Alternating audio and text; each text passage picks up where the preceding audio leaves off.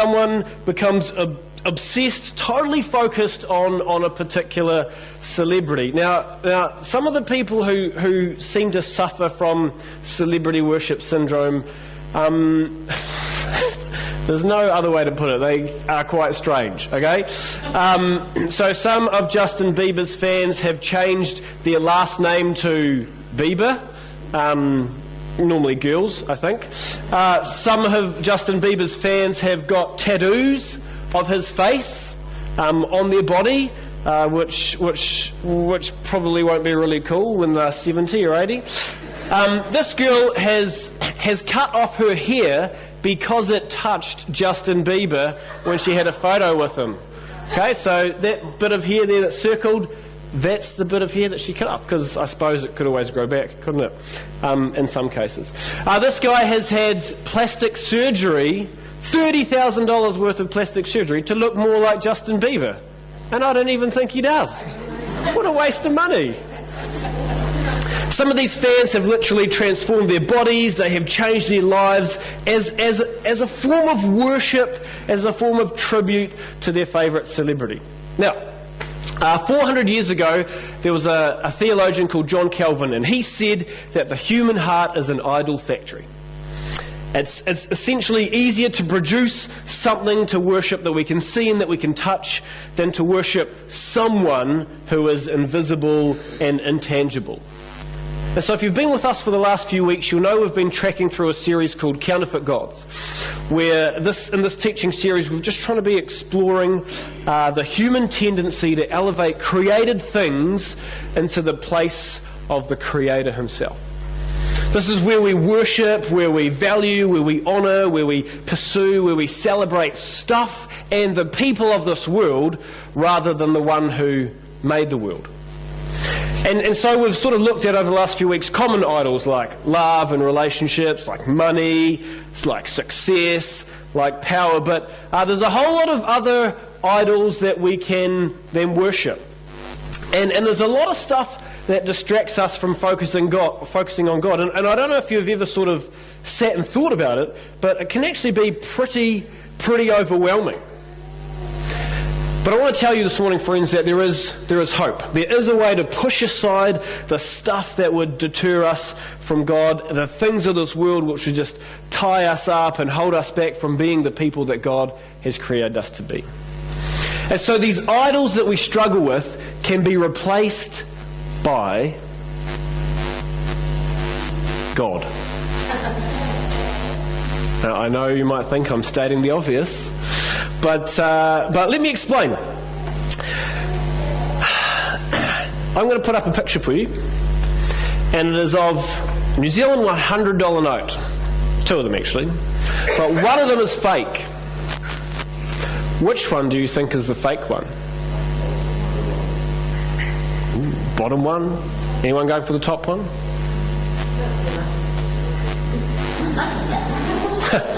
Well, I actually have one here. Oh, that's what it looks like. Yeah, I didn't know what it looked like either when we went to the bank. I was like, oh. There is a very simple way to tell a real $100 New Zealand note from a fake one. Colour is one, and most of you have picked that the bottom one seems darker than the top one. Obviously there's the little plastic corners which are quite hard to replicate in printing. It's also it's not easy to rip a proper one. And there's also, if you look up, you guys won't be able to see this, well I could hold it up for you, but in this bottom corner there is a watermark of the Queen. In fact, I've got my finger over her face right now. You can't see that on there because you need to have light behind it. But it is very important. It's in all of our notes. So if you're only kind of dealing with the fivers, go home and have a look at a fiver and you'll see a watermark of Queen Elizabeth II right in the corner. Now there's very obvious differences when you compare a real one and a fake one side by side. Differences in colour, differences in clarity, but a well-made counterfeit is hard to spot unless you know what a real one looks like. And so you probably knew that they train bank tellers to spot the counterfeits by dealing with the real money. Bank counters are given Real money, lots and lots and lots of real money. Lots of your money is what they deal with, and they study the real thing. They study the genuine article so that they can easily recognize the fake, the counterfeit. And I think the same is true for us as Christians. For us to recognize and replace these counterfeit idols in our lives, we need to study the real deal. And so I'm not just talking about an intellectual belief in the existence of God. I'm talking about a real, a personal, a living, an active relationship with the one true God. Personally knowing the one true God. Befriending the creator of heaven and earth. Living each day with the author of life and love and light with us. And so maybe you might recall that 3 weeks ago, Derek introduced a character of the Bible called Jacob. And Jacob struggled with the idol of relationships in his life, particularly with his 2 wives, which you can tell is clearly going to be a struggle on all sorts of levels. But Jacob's life is recorded in the latter chapters of Genesis. And as we read his story, it's very clear that he had an intellectual belief in God. But Jacob needed more than an intellectual belief in the existence of God. He needed to replace the idols that enslaved him. He needed a real and a personal encounter with the one true God. And I'm convinced that Jacob got what he needed. So if you've got a Bible, turn with me to Genesis chapter 32. This records an encounter which is the centerpiece, I think, of Jacob's life. Just while you're getting there, let me set the scene, give you some background. So, over a decade earlier, Jacob had fled from his homeland and had gone to a distant land. And despite some initial difficulties there, Jacob prospered. And God blessed him. Jacob was able to establish a family. He became very wealthy. But in the process, his uncle and his cousins became very bitter and resentful towards Jacob. So with God's direction, Jacob decides to take his family and his servants and head back to his homeland. And so Jacob sets out on the journey, but as he's just sort of beginning with his family and his servants and all his livestock, he receives some frightening news that his brother Esau is heading towards him with an army of 400 men. Now this is terrifying news for Jacob, because Esau was the reason that Jacob left his homeland all those years ago. Jacob deceived his father and he duped his brother Esau out of the birthright blessing. So at the time, obviously, Esau was very angry. This birthright blessing was given to the firstborn son, basically a promise to the oldest son that he would get the majority of the family estate. And so naturally Esau was pretty ticked off that he missed out on that. And so he is on his way to meet Jacob with a small army.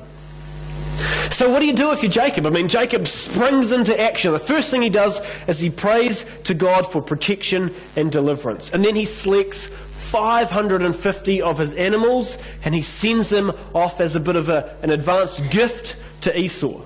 And then he splits his family into 2 groups. And then he sends them over the other side of the river to safety. And this leaves Jacob all alone in the camp at night. Now, I don't know what would be going through your mind, but I'm guessing that going through Jacob's mind is that he is very anxious about this pending meeting with his brother Esau. I mean, Jacob had struggled with his brother his whole life. As they grew up, there was constant competition for the affections of their father. And eventually Jacob deceived his father and ripped off his brother for this birthright blessing. I don't know if you know that story, but have you ever wondered why Jacob would steal his brother's blessing? I mean, surely he would know that he would have been found out. And he probably wouldn't have actually got the greater share of the family estate eventually too, when it was found out. So why did he do it? Well, my guess is that Jacob was desperate to hear the affirmation of his father. Jacob longed for his father to give him a blessing. He longed to hear his father say that he delighted in his son. And I think that's a universal human need for assurance and for affirmation. We seek assurance and affirmation from those we love and those we admire. So that's why those crazy fans seek affirmation from the celebrities. And that's why most people seek affirmation from our parents or from our spouses or from our peers. Jacob had spent his whole life seeking affirmation through blessing. He had sought it from his father, he had sought it from his uncle, he had sought it from his wives, but none of that had worked. He was empty, he was an unfulfilled man sitting alone in a campsite, preparing to face what was undoubtedly going to be a dark night of the soul. And perhaps you've been there, perhaps you've been where Jacob was, perhaps you're there right now, perhaps the things that you're going through are really tough, the trials, the troubles, you're struggling with failures from your past, you're struggling to figure out what you're really seeking, you're uncertain about what the future might bring. Well, let's read where Jacob ends up. Genesis chapter 32, starting at verse 24. Jacob was all alone in the camp, and a man came and wrestled with him until the dawn began to break. When the man saw that he would not win the match, he touched Jacob's hip and wrenched it out of its socket. Then the man said, "Let me go, for the dawn is breaking." But Jacob said, "I will not let you go unless you bless me." "What is your name?" the man asked. He replied, "Jacob." "You will no longer be Jacob," the man told him. "From now on you will be called Israel, because you have fought with God and with men and have won." "Please tell me your name," Jacob said. "Why do you want to know my name?" the man replied. Then he blessed Jacob there. Jacob named the place Peniel, which means face of God, for he said, "I have seen God face to face, yet my life has been spared." The sun was rising as Jacob left Peniel, and he was limping because of the injury to his hip. Isn't that an intensely dramatic story? I mean, Jacob is all alone in the camp. He's experiencing this dark night of the soul, and then this mysterious man comes and wrestles with him all through the night. Who was this mysterious man? Well, the story deliberately obscures his identity, but there's some clues that we can kind of look at to help us piece together the puzzle. In verse 25, the man touched Jacob's hip. Now, the Hebrew word for this just indicates a light tap. But that light tap was enough to powerfully wrench Jacob's hip out of his socket. And so clearly the person was holding back perhaps some sort of supernatural power. Well, then in verse 26, the mysterious wrestler insists that Jacob let him go because the dawn is breaking. Now, as we read it a little bit further on, Jacob knew that no one could see God's face and live. And so afterwards, Jacob realizes that this mystery wrestler has actually been trying to protect Jacob from seeing the full features of his face. And so that's when the penny drops. Jacob realizes that it was God who he was wrestling with. And did you see what Jacob did when he realized it was God he was wrestling with? When Jacob does a remarkable thing. The normal thing would be for the rational thing for him to do would be to cry out and to plead with God to let him go because he did not want to die. But instead, Jacob does the complete opposite. He held on tightly, he clings to God, and he says, "I will not let you go unless you bless me." Do you find that crazy? Amazing? Like Jacob is effectively saying, what an idiot I've been. Here is what I've been looking for my whole life. I've been searching for blessing from the affirmation of my father. I've been searching for blessing from the approval of my uncle. I've been searching for blessing from the love from my wives. And here it is with God himself. Now I'm not letting go. Nothing else matters. If I can experience God's blessing, that's all that's important. Nothing else even comes close. And that's why we read in verse 29. Then he blessed Jacob there. Can you see the joy that Jacob would have known? All those struggles of his life, all the seeking, all the searching, all the striving has finally been satisfied by an encounter with the one true God. Have you had that? Have you had an encounter with God that totally satisfies your every longing? You see, this encounter was pretty significant for Jacob and pretty significant for God. And actually, I want you to understand that in this encounter, it actually takes two to tango. Jacob had to do something and God had to do something. So let's look at what Jacob had to do. He had to do something. He had to be alone. In our culture, that is so uncommon and so unusual. I mean, there is always something happening, there's always places to go, things to do, people to see. It's almost like in our society, being busy is kind of like a badge of honour. And when people say, how have you been? And you respond, oh, busy. Oh, busy. And if you're like really manly, you say, busy. Like Bill. But I don't know if being busy is really how it's meant to be. Someone wise once said, if the devil can't make you bad, he'll make you busy. And I think it's important to regularly slow down and stop and seek some solitude and some silence. Because if we don't, we leave very little room for God in our lives. In fact, how do we expect God to work in our lives if we don't give him any space? There was an English poet called Walter Landor, and he said, a solitude is the audience chamber of God. Solitude is the space we create when we meet with God. And if you don't have a regular time of solitude built into your pattern of life, can I encourage you to do that? I mean, Christmas is just around the corner. And how are you going to survive the silly season if you do not spend time with God? If you do not draw aside to be refreshed, to be renewed by the one true God. Now, solitude, just let me clarify, solitude does not mean sitting at a desk staring at a wall for hours and hours and hours. You could put on some worship music, you could read scripture, you could journal what God's teaching you, you could get out in creation, go for a walk, go for a bike ride, pray, listen. You might even want to do some simple things like perhaps change your commute to work so you've got a little bit of extra time in the car or a little bit of a longer route as you walk to work. Maybe for you it's something like occasionally fasting from food so that at that mealtime you can connect with God. The point of solitude is that you are intentionally seeking time alone with God so that you can encounter him.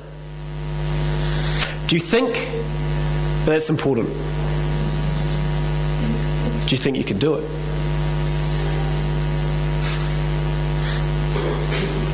Jacob did something for that encounter to happen. He had to be alone. But God also did something for that encounter to happen. God met Jacob where he was at. Now, if you look back at Jacob's life, he was not the perfect guy. There were times when he was devious, times when he was deceptive, times when he was foolish. There were times when he was quite vicious. So if Jacob was around today, if he was going to walk in those doors this morning, he would be the type of guy who wouldn't sing all the nice Christian songs. He would be the type of guy who wouldn't know all the right Christian Bible verses. He would probably be the type of guy who wouldn't be wearing the nice Christian clothes. But despite his moral and his personal failings, God chose to bless him. And the story demonstrates the unmerited grace and the goodness of God. Perhaps you resonate with Jacob. Perhaps your life hasn't always been the best it could have been. Perhaps the choices that you've made have not been the most positive. Well, if that's you this morning, you need to know that all of us are sinners saved by grace. It's through his grace, through his goodness, that God welcomes us. He wants us to come as we are. He doesn't want us to fake it. He doesn't want to see a facade. He doesn't want to see a mask. He wants to see the real you. And if you are willing to be real with God, if you are willing to seek him out, to humble yourself before him, then God is willing to be real with you. He is willing to meet with us wherever we are at, so that He can lift us up to be where He wants us to be. And that's my prayer for you, that you would be honest with God about where you are at, and you would humble yourself so that He can lift you up. You know, the amazing thing is that that's exactly what happened to Jacob. Let's look at the last couple of verses again. Jacob named the place Peniel, which means face of God. For he said, I have seen God face to face, yet my life has been spared. The sun was rising as Jacob left Peniel, and he was limping because of the injury to his hip. You know, Jacob thought that this personal encounter with God would bring death, but instead it brought him life. Jacob found the blessing that he had been seeking his whole life. But he also experienced renewal. He had a new name, he had a new beginning, he had a new destiny, and he had a new walk. Jacob left that encounter with a limp, because that encounter had a permanent impact on him. That encounter gave him a limp, which was a constant reminder of his experience of God.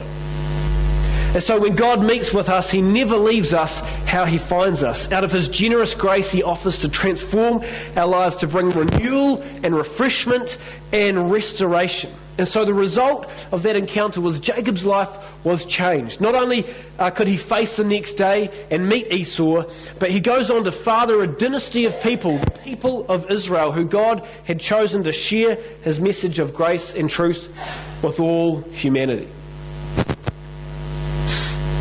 And so centuries after God disguised Himself as a mysterious man and wrestled with Jacob, God chose to reveal Himself again, but this time more fully.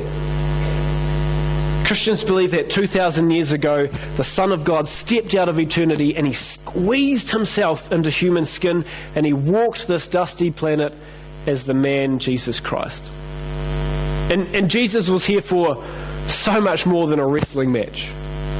Jesus was here to heal the sick, to help the poor, to empower the weak, and ultimately to point people to God. In fact, on one occasion, Jesus said, anyone who has seen me has seen the Father, has seen God. And so that's why one of His first followers could write that through Jesus we can now call God Abba, Father. Do you realize what this means? That if you are like Jacob, if you have been seeking and searching and striving for a blessing in your life, if you have been chasing created things like money and success and power, if you have been pursuing the approval of people, whether it's your family or your friends or celebrities, you don't have to do that anymore. You don't have to worship that stuff anymore. When Jacob encountered God, he held tightly to Him. He realized that all he ever needed, all he ever sought, could be found in the arms of God. And that is my hope, that is my prayer for you. That as you seek God, as you relentlessly pursue Him, as you worship Him with all your heart and all your mind and all your soul and all your strength, that you would experience His blessing in your life. You would know His fullness, you would know His freshness that can only come from an encounter with the one true God. And when we have met with God, when we have encountered God, when we have seen the real deal, when we have experienced a living, active relationship with the one true God, why would we settle for anything less? Let's pray. Dear God, it's humbling to know that you would listen to us. And yet it's more than that. You promise to draw near to us and encounter us if we would truly and fully seek you. And so we ask that we would take some time to be alone, to seek some solitude, to push aside those distractions and worship you and you only as the one true God. We're just so grateful for that promise that you will meet us where we are at, and you will lift us to where we need to be. Amen.